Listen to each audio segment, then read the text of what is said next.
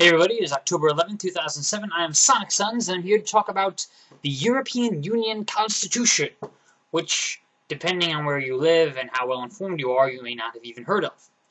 The Constitution or even the European Union.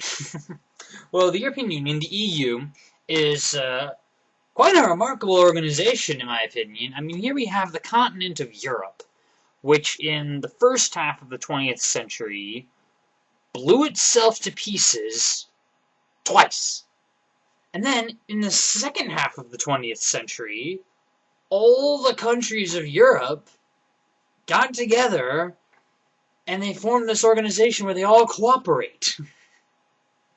Like, within a human lifetime, it's been less than 100 years since, the march of Hitler and all that, and you think there would be a lot of animosity. You think, like, Germany would still be ostracized to this day, and not really. Germany's a member of the European Union, just like any other member of the Germany talks to France and Britain and everybody all the time.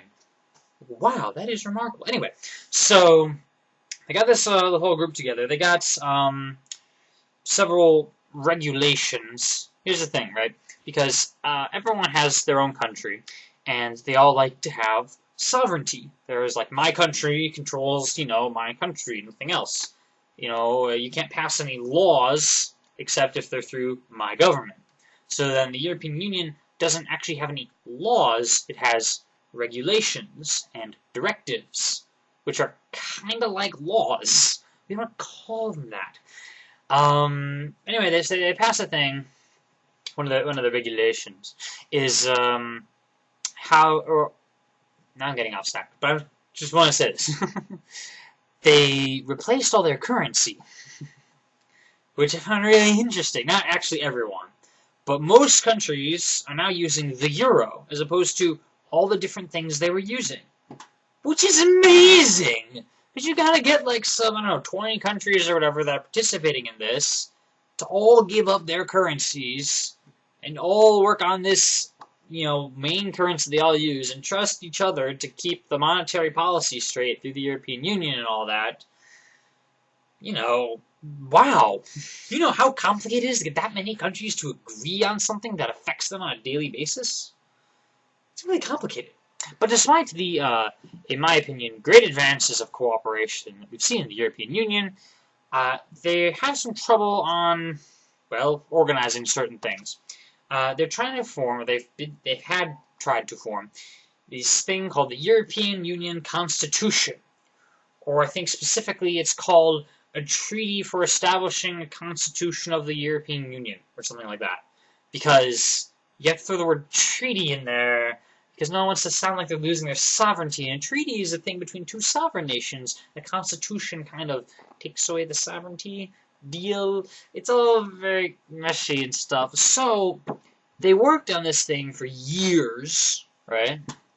And it was like hundreds of pages long or something. I don't know what it was. It was ridiculous. And they sent it to all the countries to approve, because every country has to approve of it. And there were a couple of referendums in a couple places where people said no. And the whole measure just died. And I've looked into this, and this is one of those things where, like, I keep thinking about this thing, I keep puzzling over it, and I keep coming back to, like, basically the same solutions that I've created. And then, like, I have no one to tell it to, because I don't even live in Europe. And if I did, what are the odds I'd know somebody that would actually take my ideas to heart? Or maybe not even good ideas, I don't know. Okay, look. The way I see it, you guys have got two separate things you were going for. And you kind of combine into one document. First is, you want to have a human readable aspect to a constitution. That's just nice to have. Like the United States Constitution. It's got, formal language and stuff, and the average person doesn't know what ex post facto means and all that with regards to law. But it's pretty easy. Like, okay, the president, we have the Senate, we have yada, yada, yada. On the other hand, you have, the European Constitution, the proposed one, which totally was unreadable. Which is the number two thing you want to do. This is an international agreement, and it's between many countries speaking many different languages, so particularly considering that, you want to parse everything out as precisely as possible. You want a long, complex document, you know, with like definitions of words in there, just like so everyone knows what this word means. Everyone speaking everything, extremely precise of how it exactly is happening. The problem is, you submit this extremely precise document with its zillions of pages to the average people, and they don't know what it is. And, you know, they're not really going to approve of this thing if they don't know what it is. So I was thinking, what if we had, or what if you had, a 3-tier system? We call the name for this, alright? So the top of thing, you have what I would like to call the European Union Constitution, except that's, you know, connected with the old treaty type thingy that failed, and in any case, it sounded too much like a, you know, constitution, which would take sovereignty away from people. People are still iffy about that. So what do we call it? I don't know. The Supreme Charter of the European Union. And this is meant to be a human-readable document. So the average schmo can read this, formal language, of course, but it should make sense. You define like the basic structures of the European Union, and you make it all work out logically. I've looked into the structures of the European Union, and it's kind of complicated.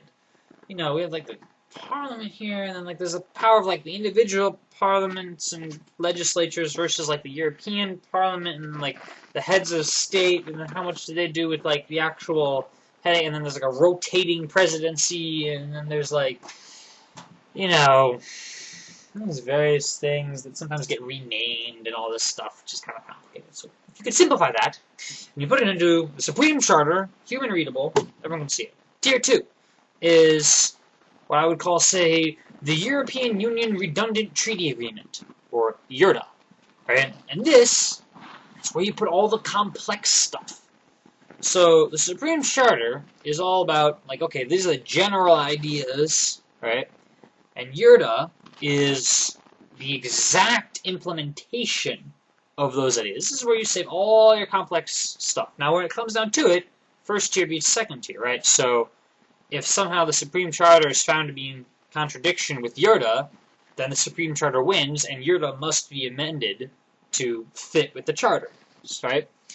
And then the third tier is just like your regulations and directives, or laws, or whatever it is it may be, that the organization may pass, right? And so then you make both of these documents, Supreme Charter and EURTA, and you submit the Supreme Charter, which again is supreme, to all the people, for all the referendums or whatever else they want to vote on it, and they can see with their own eyes and their own logic how the European Union is supposed to function. It's all laid out there, you know, fairly simply, alright?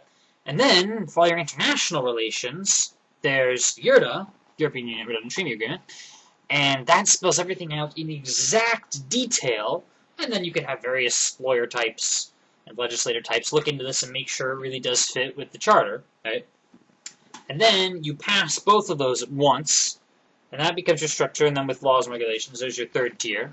And then if anyone ever wants to amend EURTA, it has to fit with the Charter, and everyone wants to amend the Charter, then, you know, once that amendment passes, you have to amend EURTA to go right along with it, or to precisely spell out what it is we're supposed to be doing, and all these little things. I don't know exactly if that would work, because I'm not exactly an expert in international relations, but it kind of makes sense to me. Thanks for watching. See you later.